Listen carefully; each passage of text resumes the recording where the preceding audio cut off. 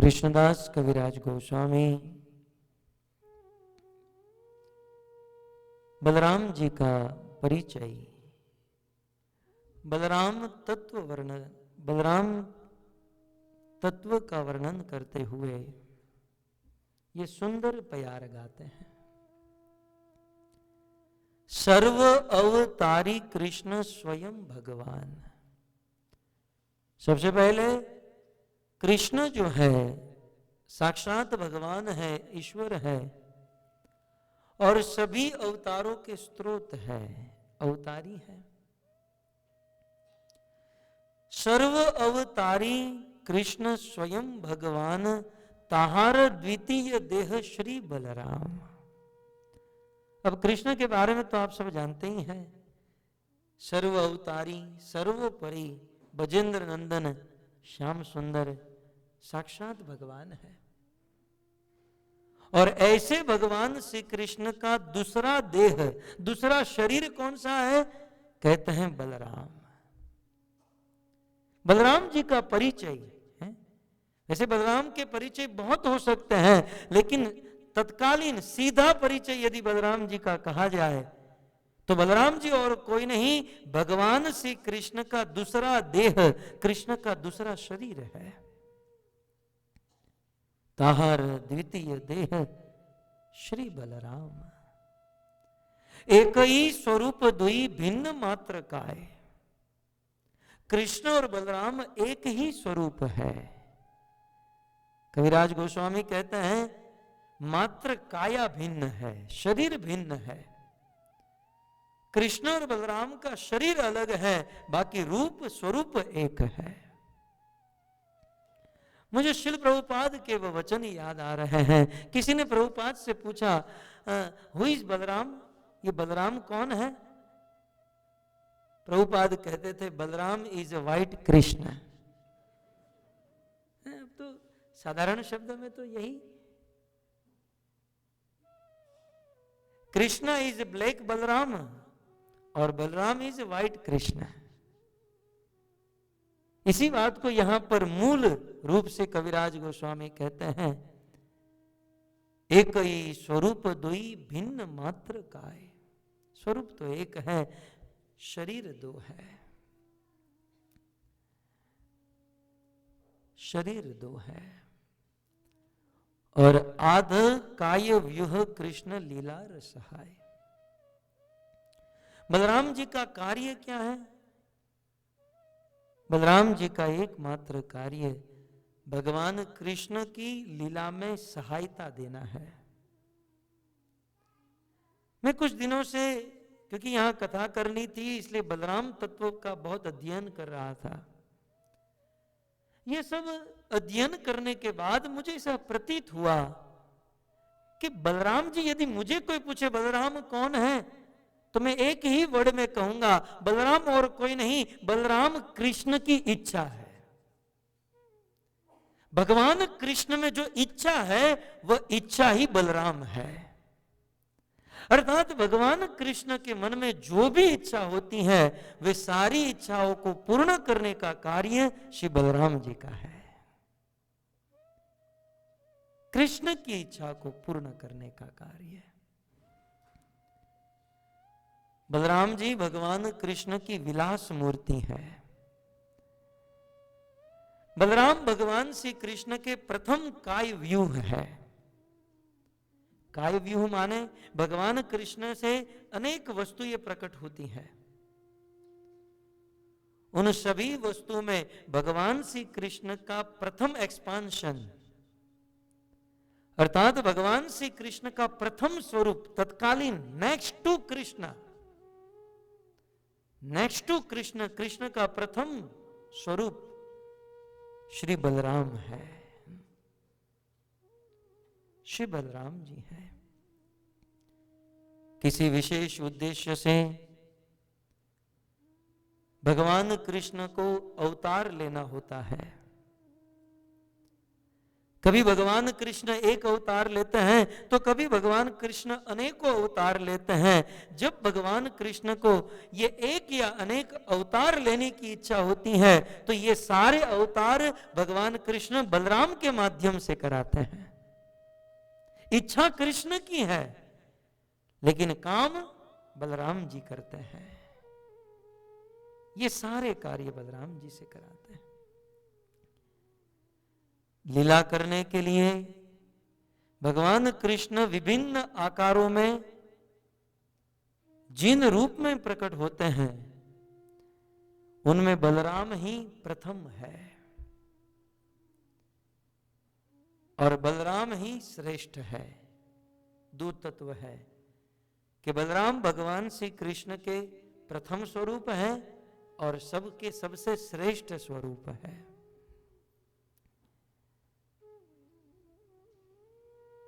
संकर्षण का नाम हमने सुना है। भगवान संकर्षण के अंशी, भगवान संकर्षण के स्रोत श्री बलराम है। अर्थात बलराम जी से भगवान संकर्षण प्रकट होते हैं। यदि आपने भागवत पढ़ा होगा तो श्रीमद् भागवत के 6ठे स्कंद में जब नारद मुनि और अंगिरा ऋषि ने राजा चित्रकेतु को उपदेश दिया, महाराज चित्रकेतु को जब वैराग्य हुआ तब उन्होंने संकर्षण की उपासना की थी। वे संकर्षण कहां से प्रकट होते हैं? कविराज गोस्वामी कहते हैं वो बलराम से प्रकट होते हैं। और बलराम जी 5 रूपों में भगवान श्री कृष्ण की इच्छा को पूर्ण करते हैं। बलराम जी 5 रूपों में भगवान कृष्ण की सेवा करते हैं और साथ ही साथ बलराम जी 5 रस में भगवान कृष्ण की सेवा करते हैं। शांत रस में भगवान की सेवा करते हैं, दास्य रस में कृष्ण की सेवा करते हैं, साख्य रस में, माधुर्य रस में, वात्सल्य रस में। यह सब बलराम जी की लीला जब हम सुनेंगे तब इसका श्रवण करेंगे। लेकिन जहां तत्व की बात हो रही है तो बलराम जी 5 रूप से भगवान कृष्ण की मदद करते हैं, सेवा करते हैं। कैसे? वे 5 रूप कौन से हैं पहले बता दूं। एक है संकर्षण। भगवान बलराम जी का प्रथम रूप है संकर्षण। संकर्षण रूप से कृष्ण की सेवा करते हैं। दूसरा है कांडोदकशाही विष्णु, तीसरा है गर्भोदकशाही, चौथा है शिरोदकशाही, 5वां है शेष, अनंत शेष जिसे हम कहते हैं। इन 5 रूपों से बलराम जी कृष्ण की सेवा करते हैं। प्रथम रूप संकर्षण, संकर्षण रूप से भगवान कृष्ण की सेवा किस प्रकार से करते हैं? संकर्षण रूप से बलराम जी भगवान श्री कृष्ण के नित्य धाम वैकुंठ, जिसे हम गोलोक वृंदावन कहते हैं, ये वैकुंठ कहे या गोलोक वृंदावन कहे, इनका निर्माण, इनको प्रकाशित करने वाले श्री बलराम है ना। ब्रह्मा जी ने ब्रह्म संहिता में गोलोक वृंदावन का वर्णन किया ना, कथा गानम नाट्यम गमनपि। और आप सब जहां पर जाने वाले हो क्योंकि भजन कर रहे हो, तो भजन करने के बाद आप सब गोलोक वृंदावन जाओगे तो मैं आपको बता रहा हूं कि वो किसने बनाया है। गोलोक वृंदावन, वैकुंठ, आध्यात्मिक जगत, नित्य जगत श्री बलराम जी ने प्रकाशित किया है। मैं इस शब्द का इस्तेमाल नहीं कर रहा हूं कि बलराम जी ने निर्माण किया है, क्योंकि जिसका निर्माण होता है उसका विनाश होता है। नित्य धाम, नित्य जगत को बलराम जी ने प्रकाशित किया है, जो बिल्कुल नित्य है। तो संकर्षण रूप से आध्यात्मिक जगत वैकुंठ को प्रकाशित करते हैं। और साथ ही साथ संकर्षण माने आज से 5000 वर्ष पूर्व कृष्ण के भाई बनकर जो आए बलराम, तो गर्गाचार्य ने उनका नाम संकर्षण रखा था। तो एक संकर्षण तो वह हुए जिसकी उपासना राजा चित्रकेतु ने की, उन्होंने भगवान का आध्यात्मिक धाम वैकुंठ का निर्माण किया। और दूसरे संकर्षण बलराम के रूप में जो भगवान श्री कृष्ण की लीला में सहायता करते हैं, चाहे ब्रज वृंदावन हो चाहे द्वारिका हो। वृंदावन में द्वारिका में कृष्ण के साथ रहकर बलराम जी कृष्ण की सेवा करते हैं संकर्षण रूप से। तत्पश्चात बलराम जी के 3 रूप है, कारणोदकशाही, गर्भोदकशाही और शिरोदकशाही। इन 3 रूपों से बलराम जी यह भौतिक जगत, इस प्राकृत जगत का निर्माण एवं इसका मेंटेन करते हैं। इच्छा कृष्ण की है, लेकिन उसे पूर्ण करने वाले श्री बलराम है। बलराम जी कारणोदकशाही विष्णु के रूप में अपने आप को प्रकट करते हैं और कृष्ण की इच्छा को पूर्ण करने हेतु अनेक जीवात्मा को प्रकट करते हैं। भगवान श्री कृष्ण के मन में ऐसी इच्छा हुई कि यार मैं भगवान हूं और अकेला भगवान होकर क्या फायदा। जैसे कोई स्कूल में, कोई कॉलेज यूनिवर्सिटी में टीचर हो लेकिन स्टूडेंट ना हो तो क्या मतलब है। जैसे इस देश में दीपक प्रभु आए हैं जैसे इस देश में पुलिस हो लेकिन चोर ही ना हो तो, चोर ही ना हो तो पुलिस का क्या लाभ है, स्टूडेंट ही ना हो तो टीचर का क्या लाभ है।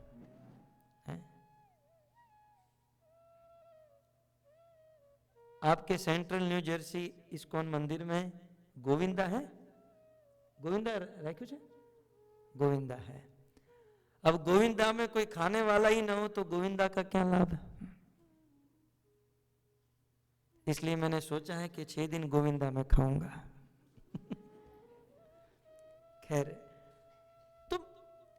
तो स्टूडेंट ही ना हो तो टीचर का क्या लाभ। ठीक उसी प्रकार भगवान ने सोचा यार मैं भगवान हूं, मेरी सेवा करने वाले लोग न हो तो भगवान बनने से क्या फायदा। तो भगवान कृष्ण के मन में इच्छा हुई कि थोड़ा साथ समाज होना चाहिए। और याद रहे ये इच्छा किसी प्रयोजन के लिए नहीं, कृष्ण के आनंद के उद्वेग से हुई। जैसे कभी कभी कोई आदमी बाथरूम में आनंद से गाने लगता है, जब बहुत मौज आ जाती है, एक आनंद की लहर जब दिल में आती है तो आदमी अचानक से घर पर नाचने लगता है। बरमूडा पहना होता है और अचानक से नाचता है, अचानक से गाने लगता है। उस आदमी के नाचने और गाने का कोई प्रयोजन नहीं है। ऐसा नहीं कि मैं गाऊंगा नाचूंगा तो पैसे मिलेंगे, कोई देखेगा, कुछ नहीं। ये एक आनंद की लहर है, ये आनंद का उद्वेग है। ठीक उसी प्रकार कृष्ण के मन में इच्छा हुई कि एक संसार बने और अनेक सारे जीव बने।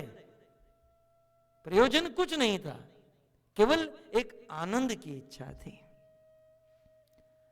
और उस इच्छा को पूर्ण श्री बलराम जी ने की। कारणोदकशाही विष्णु के रूप में प्रकट होकर अनेक जीवात्माओं को प्रकट किया। गर्भोदकशाही विष्णु के रूप में बलराम जी प्रकट होकर इस भौतिक ब्रह्मांड का निर्माण किया।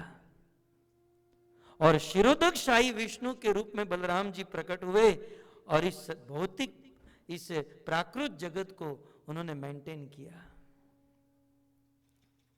तो बलराम जी 5 रूप में कृष्ण की सेवा करते हैं। संकर्षण के रूप में आध्यात्मिक जगत और कृष्ण की लीला में, कारणशाही, गर्भोदकशाही और शिरोदकशाही के रूप में इस प्राकृत, इस भौतिक जगत का निर्माण करने में, और 5वां है शेष। शेष के रूप में, अनंत शेष के रूप में बलराम जी भगवान कृष्ण की सेवा करते हैं। इस पृथ्वी को, इस ब्रह्मांड को अपने मस्तक पर धारण करके। ये पृथ्वी कब की गिर जाती यदि शेष बलराम जी अपने मस्तक पर इसे धारण न करें। पृथ्वी को अपने मस्तक पर धारण करके कृष्ण की सेवा करते हैं और साथ ही साथ छत्र, पादुका, वस्त्र आदि अनेक रूपों में बलराम कृष्ण की सेवा में लगे हुए हैं। ये जो हारमोनियम है ना, ये हारमोनियम बलराम जी का स्वरूप है। ये करताल बलराम का स्वरूप है। कृष्ण की सेवा में जितने तत्व लगे हुए हैं ये सब बलराम जी का स्वरूप है जो भगवत सेवा में। इसलिए हम ये कोई भी इंस्ट्रूमेंट हाथ में लेते हैं तो सबसे पहले मस्तक पर चढ़ाते हैं, क्योंकि ये बलराम का स्वरूप है। ये कुछ तात्विक बातें हो सकता है कुछ लोगों को समझ में आई, कुछ लोगों को नहीं आई, लेकिन ये कुछ तात्विक सात्विक चर्चा थी बलराम जी के बारे में। रोज हम बलराम जी के बारे में इस प्रकार से कुछ तात्विक चर्चा, कुछ लीलाएं सुनेंगे।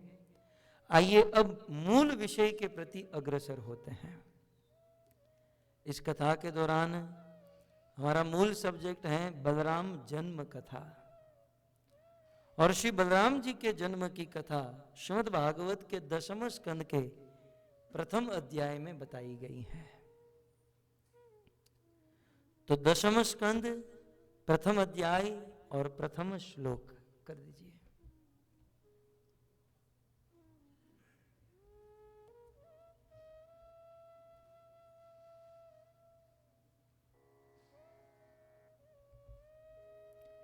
शिराजोवाच कथितो वंशविस्तारो भवता सोम सूर्ययो राज्ञां च उभयवंश्यानां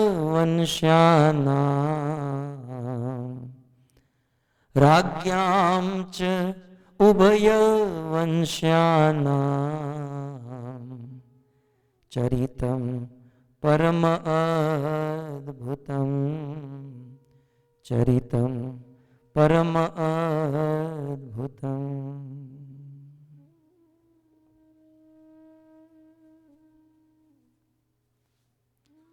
श्रीमद् भागवत का ये 10वां स्कंद प्रथम अध्याय है। इस 10वें स्कंद में कृष्ण और बलराम की शुद्ध विशुद्ध लीला का वर्णन हुआ है। श्रीमद् भागवत के 10वें स्कंद की बड़ी महिमा है भक्तों। श्रीमद् भागवत के 10वें स्कंद को भगवान कृष्ण का मुख कहा गया है। भागवत का प्रथम और द्वितीय स्कंद कृष्ण के चरण है। तीसरा और चौथा स्कंद कृष्ण के कटी प्रदेश के नीचे के 2 भाग हैं। 5वां स्कंद कृष्ण की नाभि, 6ठा स्कंद कृष्ण का वक्षस्थल, 7वां और 8वां स्कंद कृष्ण की दोनों भुजा, 9वां स्कंद कृष्ण का कंठ और 10वां स्कंद कृष्ण का मुख है। प्रफुल्ल चित्त, हंसता हुआ, मुस्कुराता हुआ कृष्ण का मुख है भागवत का 10वां स्कंद है। इसलिए मात्र इस्कॉन में ही नहीं, इस ब्रह्म मध्व गौड़ीय धारा में ही नहीं, अनेक ऐसे धर्म में जानता हूं, अनेक ऐसे संप्रदाय में जानता हूं, उन धर्मों में, उन संप्रदायों में 10वें स्कंद को पढ़ने की बड़ी महिमा है। मुझे तत्कालीन स्मरण हो रहा है, भागवत महात्म्य में पद्म पुराण के अंतर्गत श्री वेदव्यास मुनि गोकर्ण और धुंधुकारी की कथा सुनाते हैं। धुंधुकारी के पिता थे आत्मदेव ब्राह्मण, और उनका बेटा धुंधुकारी बहुत पाप कर रहा था। इसलिए आत्मदेव ब्राह्मण बहुत दुखी हुए और गोकर्ण जो थे वो महाभागवत थे। एक दिन अपने पिताजी को उपदेश दिए कि हे पिताजी, देह मांस रुधिरम मति त्यजत्वम। पिताजी आप इस शरीर की आसक्ति से मुक्त हो जाइए। जाया सुता दिशु सदा ममता विमुंचो। संसार की आसक्ति से मुक्त हो जाइए और इस जगत को अनित्य समझकर वन में जाकर भगवान का भजन कीजिए। आत्मदेव ब्राह्मण ने कहा, लेकिन वन में जाकर करूं क्या? गोकर्ण जी ने कहा कि आप वन में जाकर भागवत के 10वें स्कंद का पाठ कीजिए।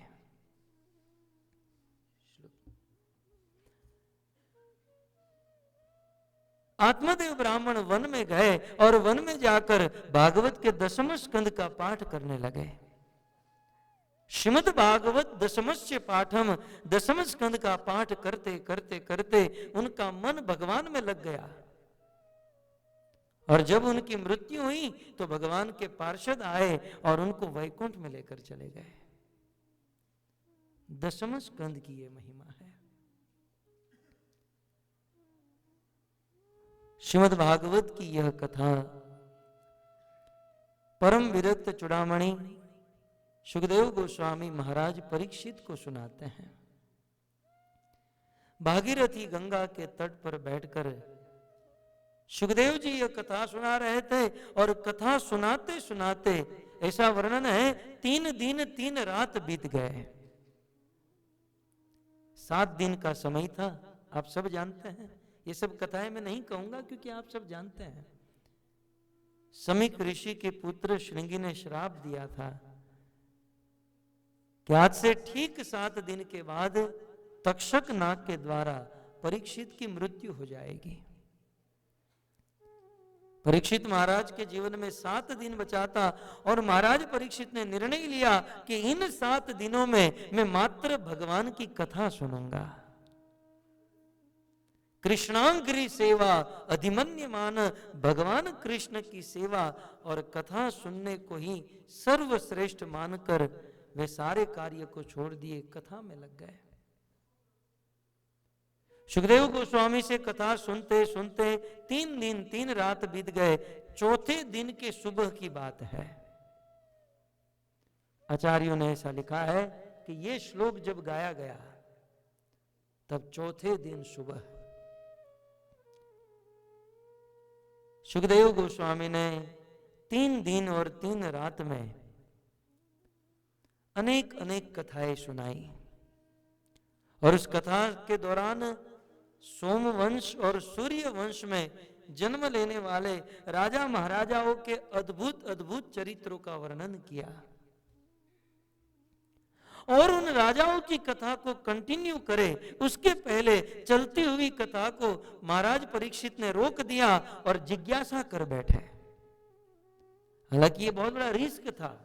सुखदेव जैसे महात्मा के धारावाहिक गंगा की धारा के समान जिसके मुख से कथा बह रही है, उस कथा को रोकना एक रिस्क था। लेकिन परीक्षित की एक बहुत बड़ी जिज्ञासा थी।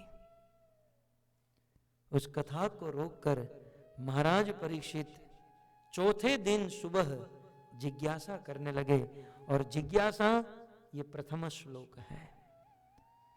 कथितो वंश विस्तारो भवता सोम सूर्ययो राज्ञां च उभय वंश्यानां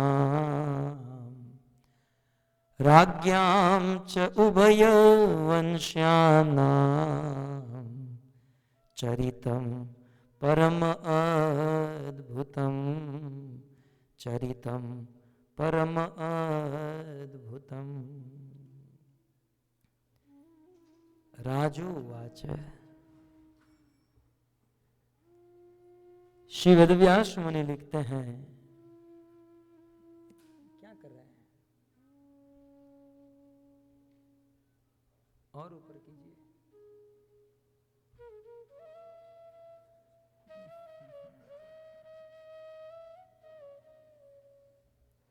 श्लोक। अंदर आवाज नहीं आ रही है? Yes, okay, thank you. मुझे आपको दिखाना था, इसलिए मैं। श्री वेदव्यास मुनि राजो उवाच, ये श्लोक के आगे कहते हैं राजो उवाच। राजो उवाच माने राजा ने कहा, लेकिन राजो उवाच के पहले एक शब्द लिखा है श्री। अब इस श्री शब्द के ऊपर आज की पूरी दिन की कथा हो सकती है कि भाई परीक्षित को श्री क्यों कहा गया। आचार्यों ने बहुत कुछ लिखा है इस पर। श्री के बहुत अर्थ होते हैं। श्री का अर्थ होता है सुंदर। महाराज परीक्षित को श्री राजा कहा गया, अर्थात परीक्षित बहुत सुंदर थे, और सुंदर होने का कारण वे भगवत कथा सुन रहे थे। वास्तव में भगवत कथा सुनने वाला देवताओं की तरह सुंदर बन जाता है। ये सब कैमरे सामने लगे हैं, एक यहां पर कैमरा लगाया जाए तो पता चले कि आप लोग कितने सुंदर लग रहे हैं। कथा सुनने वाला आदमी बहुत सुंदर लगता है, बहुत सुंदर। कथा सुनने के बाद एक ऐसा वाइब्रेशन, एक ऐसा प्रभाव मिलता है, आदमी की चमक बढ़ जाती है। आपके पास यदि समय हो या आपका अनुभव होगा, कथा सुनने के बाद आदमी जब निकलता है तो उनका उत्साह देखिएगा। कुछ लोगों का उत्साह होगा जल्दी जाके प्रसाद ले लूं, लेकिन अधिक लोगों का उत्साह होगा कि अब मैं भजन करूंगा, भक्ति करूंगा। और दूसरी ओर 3 घंटा थिएटर में फिल्म देखने के बाद जब आदमी बाहर निकलता है तब उसका चेहरा देखिएगा, बिल्कुल मुरझाया हुआ चेहरा।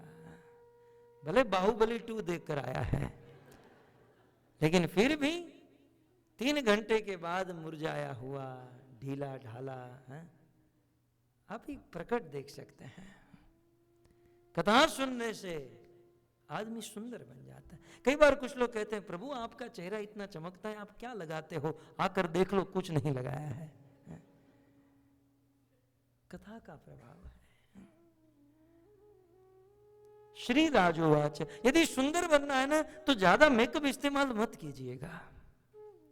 ऐसा भागवत में कहा है, भगवत कथा सुनने से आदमी की सुंदरता बढ़ जाती है, सुंदरता बढ़ जाती है। श्रील प्रभुपाद ने क्या किया, हरिनाम को बांटा, भगवत कथा को बांटा, और बस भगवान के गुणगान को पूरे जगत में, पूरे संसार में बांटा। कितनी सुंदरता बढ़ी कि प्रत्येक मंदिरों में, पूरी दुनिया में प्रभुपाद का फोटो नहीं, प्रभुपाद की मूर्ति, प्रभुपाद का विग्रह लगाया जाता है, उनकी आरती की जाती है। श्री राजोवाच, भजन करने वाले की सुंदरता बढ़ जाती है, क्योंकि भजन करने वाले को कोई चिंता नहीं होती है। दशोश्व मेघ घाट पर रूप गोस्वामी को उपदेश देते हुए श्री चैतन्य महाप्रभु ने कहा था कि हे रूप, कृष्ण भक्त निश काम अतएव शांत, भुक्ति मुक्ति सिद्धि कामी सकल अशांत। कौन? भुक्ति मुक्ति सिद्धि कामी सकल अशांत, कृष्ण भक्त निश काम अतएव शांत। इस संसार में जिसको भुक्ति की, मुक्ति की कामना है, ये सब लोग अशांत होंगे, लेकिन कृष्ण भक्त जो है वो शांत होगा, वो सुखी होगा। और इसलिए तो किसी ने कहा ना, माया दास उदास, कृष्ण दास बिंदास।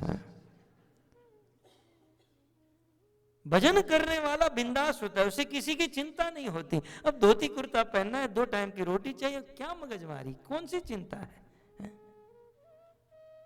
इसलिए एक अनुभव की गई बात है, आदमी भजन नहीं करता है तो ठीक ठाक होता है, और जैसे ही भजन करने लगता है, इस्कॉन में आ जाता है, भक्ति करने लगता है, सीधा पेट बाहर आ जाता है। लगभग यहां पर जो बैठे हैं, भजन करने वाला पानी भी पीता है ना तो 500 ग्राम वजन बढ़ जाता है, क्योंकि कोई चिंता नहीं है, कोई चिंता नहीं। इसलिए श्री राजोवाच, श्री का अर्थ सुंदर है, श्री का अर्थ ज्ञान भी होता है। महाराज परीक्षित ज्ञानी है, और याद रहे जो ज्ञानी होता है ना वही जिज्ञासा करता है, वही प्रश्न पूछता है। इस श्लोक में परीक्षित प्रश्न पूछ रहे हैं, यदि ज्ञानी है तो प्रश्न क्यों पूछेंगे? लेकिन जो ज्ञानी होता है वही प्रश्न पूछता है। किसी क्लासरूम में यदि आपको जानना हो कि सबसे बुद्धिमान स्टूडेंट कौन है, तो आपको कैसे पता चलेगा? जो स्टूडेंट अधिक प्रश्न पूछता है वो अधिक ज्ञानी होता है। आप सब लोग यहां पर कथा सुनने के लिए आए हो, इससे यह साबित होता है कि आप सब लोग ज्ञानी हो। ज्ञान कुछ ना कुछ, कहीं ना कहीं ज्ञान है, इसलिए यहां पर उस ज्ञान को बढ़ाने के लिए आए हैं। ज्ञानी व्यक्ति ही जिज्ञासा करता है, ज्ञानी है। श्री माने ज्ञानी, श्री माने सुंदर, श्री माने वैराग्य, परम वैराग्य। परीक्षित महाराज तो साक्षात विरक्त थे, अपना सब कुछ छोड़कर भागीरथी गंगा के तट पर बैठे थे, परम विरक्त हैं।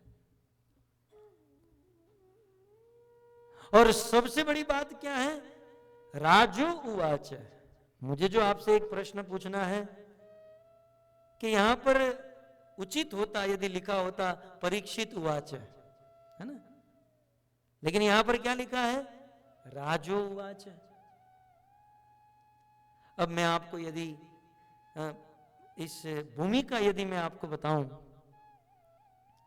तो जिस समय परीक्षित सुखदेव गोस्वामी के सामने बैठे हैं और जिस समय महाराज परीक्षित ये प्रश्न पूछ रहे हैं, क्या महाराज परीक्षित राजा है? घर छोड़ने से पहले उन्होंने अपना पूरा राज्य अपने ज्येष्ठ पुत्र जन्मेजय को दे चुके हैं। परीक्षित राजा नहीं है, उस समय राजा तो जन्मेजय थे।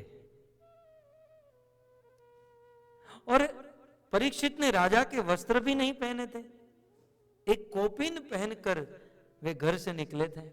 न तो राजा का ड्रेस पहना है, न तो वे साक्षात राजा है। फिर भी सुखदेव गोस्वामी, फिर भी वेदव्यास मुनि परीक्षित को राजा कह रहे हैं। बात समझ में आ रही है? जब राजा का न वस्त्र है न राजा की पोस्ट है, फिर भी उनको राजा क्यों कहा गया? एक आचार्य ने बहुत सुंदर निराकरण देते हुए कहा कि यह बात सत्य है कि उस समय परीक्षित राजा नहीं थे, राजा जन्मेजय थे। लेकिन राजा का धर्म होता है अपनी प्रजा का पोषण करे। और भक्तों, मात्र प्रजा को भोजन खिलाने से ही पोषण नहीं होता है। प्रजा को भोजन खिलाने से प्रजा के शरीर का पोषण होता है, आत्मा का पोषण नहीं होता है। आत्मा का पोषण तो भागवत सुनने से होता है। तो जन्मेजय जो थे वो प्रजा के शरीर का पोषण कर रहे थे, लेकिन भागीरथी गंगा के तट पर यह जिज्ञासा करके, यह प्रश्न पूछकर कृष्ण कथा सुनाइए, बलराम कथा सुनाइए, और इस प्रश्न के उत्तर में सुखदेव जी भागवत सुनाएंगे। तो प्रजा के शरीर का पोषण जन्मेजय कर रहे थे, लेकिन भागवत की जिज्ञासा करके महाराज परीक्षित ने वर्तमान की प्रजा और भविष्य में आने वाले मानव समुदाय की का पोषण भागवत के द्वारा, इन प्रश्नों के द्वारा किया। इसलिए वास्तविक राजा जो है महाराज परीक्षित है, क्योंकि परीक्षित ने भागवत देकर मानव समुदाय की आत्मा का पोषण किया है। तो उचित है वेदव्यास जी ने जो लिखा, श्री राजो उवाच। भागवत को इस प्रकार से समझना चाहिए, और इस प्रकार से भागवत समझेंगे ना तो लगभग 70 साल बीत जाएंगे, डेली भागवत सुनेंगे तो। चैतन्य महाप्रभु ने कहा भागवत अर्थास्वादन, भागवत के अर्थों का आस्वादन करना चाहिए, एक एक शब्द के अर्थ। आइए अधिक समय न लेते हुए महाराज परीक्षित कहते हैं, कथितो वंश विस्तारो भवता सोम सूर्ययो राज्ञां च उभय वंशानां चरितं परम अद्भुतम्।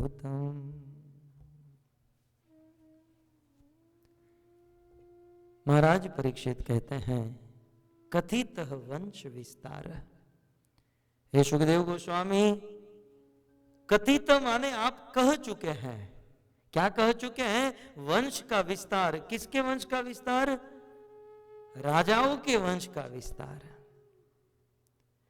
हे सुखदेव जी, आप सोम वंश और सूर्य वंश में जन्म लेने वाले राजाओं के वंश का विस्तार से वर्णन कर चुके हैं, और आपने बहुत सुंदर तरीके से, बहुत अद्भुत तरीके से उन राजाओं की कथा आपने मुझे सुनाई। उस राजाओं के चरित्र कैसे थे? बोले अद्भुत, अद्भुतम चरितम। यहां पर एक शब्द है, अंतिम लाइन का अंतिम शब्द, चरितम परम अद्भुतम। सोमवंश और सूर्य वंश के राजाओं के चरित्र कैसे थे? अद्भुत चरित्र थे। भक्तों, आप भी यदि भागवत पढ़ोगे ना, समझ में आएगा कि इन राजाओं के चरित्र कैसे अद्भुत हुआ करते थे।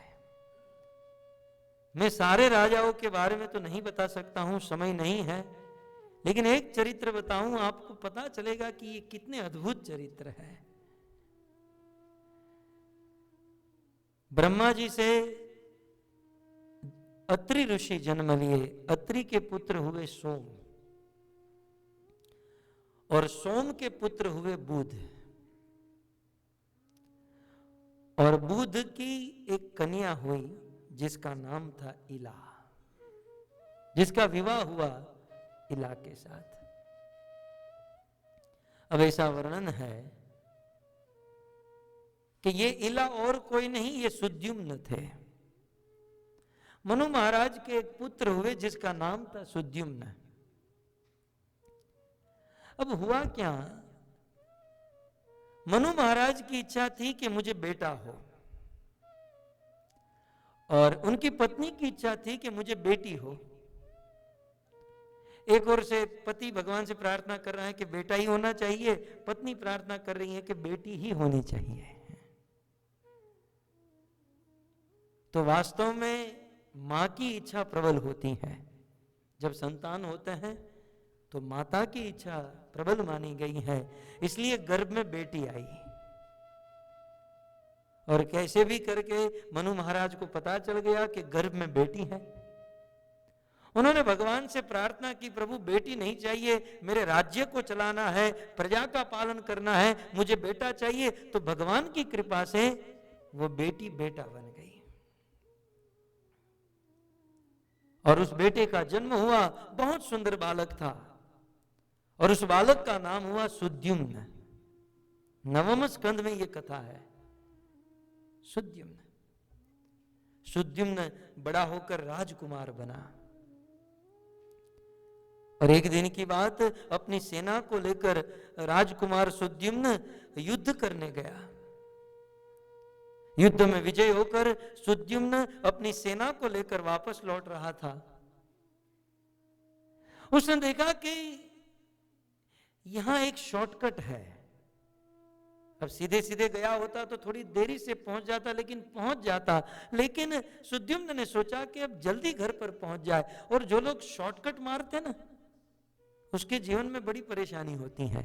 फिर चाहे पैसे कमाने में कोई शॉर्टकट मारे, या भजन में दीक्षा लेने के लिए कोई शॉर्टकट मारे, ये शॉर्टकट वाला रास्ता जो है ना, शुरू शुरू में अच्छा लगता है, लेकिन बाद में बड़ा। सुद्युम्न अपनी घोड़े के ऊपर सवार था, अपनी उनकी सेना भी घोड़े के ऊपर थी। अब शॉर्टकट, एक ऐसे वन में से शॉर्टकट लेकर निकला। वन कौन सा था? इलावृत वन था। उस वन के बारे में पंचम स्कंद में कथा है कि उस इलावृत वर्ष जो वन था वो शिवजी और पार्वती की विहार स्थली थी। और शिवजी ने श्राप देकर रखा था कि इस स्थान पर यदि कोई आया तो पुरुष स्त्री बन जाएगा। शिवजी का श्राप था। और ये लोग शॉर्टकट लेने के लिए गए तो सोचे समझे न जाने उस स्थान से निकले, और शिवजी के श्रापित उस स्थान से वे प्रवेश किए। और इन सब ने घर आकर अनुभव किया क्या पता ही चला कि जितने भी सुद्युम्न और सुद्युम्न की पूरी सेना स्त्री बन गई। यहां तक जो घोड़े थे वो घोड़े भी घोड़ी बन गए, सुद्युम्न भी। अब सेना को तो स्त्री बन गई, लेकिन ये राजकुमार स्त्री बन गया। मनु महाराज को ठीक नहीं लगा। मनु महाराज को पता चल गया कि शिव जी का श्राप था, इसलिए ये स्त्री बना है। शिव जी के लिए यज्ञ किया, शिव जी की उपासना की, शिव जी प्रकट हुए। मनु महाराज ने कहा कि आपके श्राप से मेरा बेटा लड़की बन गया है, आप कृपया करके इसे लड़का बना दीजिए। शिव जी ने कहा मेरा श्राप कभी विफल नहीं जा सकता, इसलिए मैं इसे टोटल लड़का नहीं बना पाऊंगा। बोले जितना भी हो सकता है उतना करो। शिव जी ने कहा तो ठीक है, मैं वरदान देता हूं, मैं वचन देता हूं कि आपका जो बेटा है 1 महीना लड़की रहेगा और 1 महीना लड़का रहेगा। चरितम परम अद्भुतम। परीक्षित महाराज ने कहा ना अद्भुत चरित्र, ये अद्भुत चरित्र है। शिव जी ने वरदान दिया कि आपका बेटा 1 महीना लड़का रहेगा, 1 महीना लड़की रहेगा। अब 1 महीना जब वो लड़का रहता था तो उसका नाम होता था सुद्युम्न, और 1 महीना जब वो लड़की रहता था, लड़की के ड्रेस, लड़की के वस्त्र पहनता था और उसका नाम बदल देते थे, उनको कहते थे इला। अब और अद्भुतता क्या है जानते हैं? एक दिन वो लड़की वाला महीना चल रहा था,